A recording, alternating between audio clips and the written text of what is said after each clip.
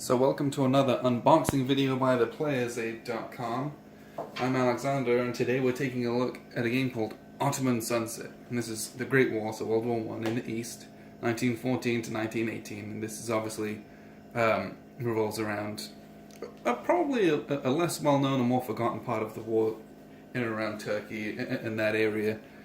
This is from Victory Point Games, and this is one of their games from the States of Siege line, which are a solitaire game, and it's trying to stem the tide of the oncoming forces and trying to just survive. So let's take a look at what's inside this box. This is one of the smaller boxes that they do that a lot of their games come in. Take the wrapping off here. Got a nice sleeve. I was interested in this game because it's a very unique theme and setting. I don't really know a lot about this part of the conflict, and so I thought I'll give it a go, because the line of games, the States of Siege, are very, very good. I've played a couple of them now. I'm very happy with them. So, small box, we got a rule set here. Just look at it. Really love the artwork. Again, something that's very different. This rulebook isn't actually very hefty. I feel like there's a little bit, I don't actually know if this is true, a little bit less in this one than there is in something like Zulus on the Ramparts, that had a lot more in it, which ironically is right here. Excellent game as well. But whilst everything is dense and they can seem like a lot of text, these games are actually very, very simple once you play them. The box says they play in 30 minutes, and you can actually do that, and it's not very difficult to do it. If you want to take your time and ponder and kind of work things out every turn, you know, AP is going to take you an hour at the most in these games usually. They're not long, but they offer you great decisions and a lot of strategy involved. So there's a couple baggies here. And then we have a deck of cards. This is what's going to drive a lot of what happens in the game.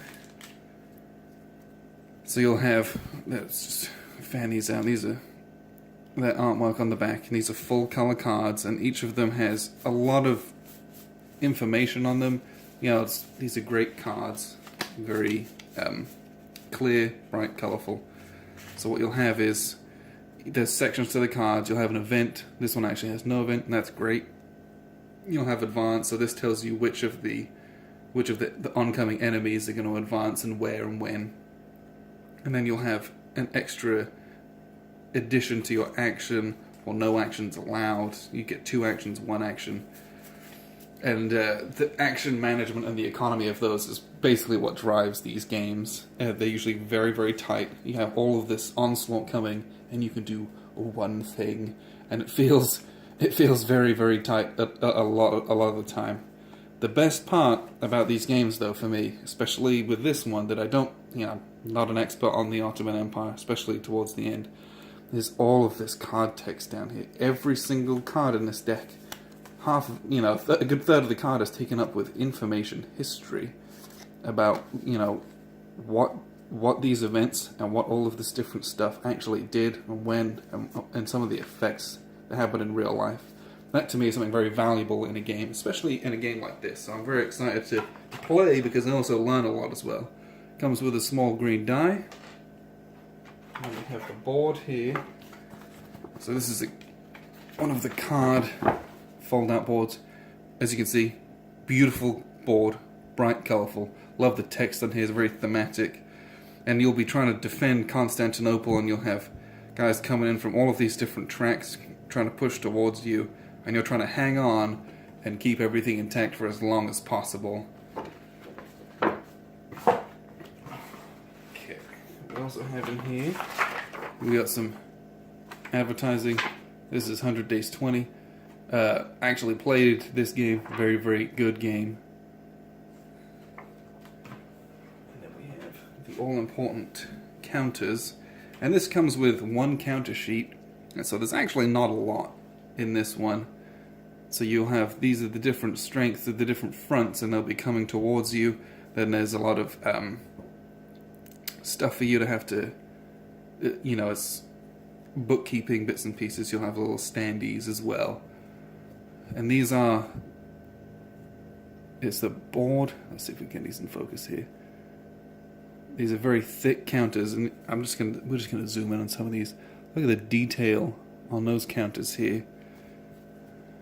this Royal Navy there. There's just a level of detail that they print on these that makes the games really stand out to me. I love the counters in these games. And at the bottom of the box, so you get a little napkin, and that's to actually wipe down these counters. So if I pop one out, there's actually a bit of dust and dirt on the edges, and that's just the way that they're cut. And they give you a little wipes a lot to clean those off. So there's a little bit of extra maintenance when you're popping them out, but it's well worth it. The production value for those counters is just one of my favorite things about Victory Point games. These 4 boards are actually exactly the same as this one. You can actually overlay them. But again, they're that same board that the counters are printed on. And it just gives you, it's just a bit more sturdy.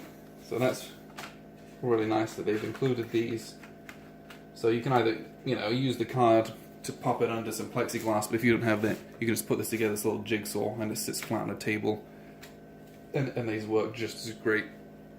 So that's actually everything that's in this box.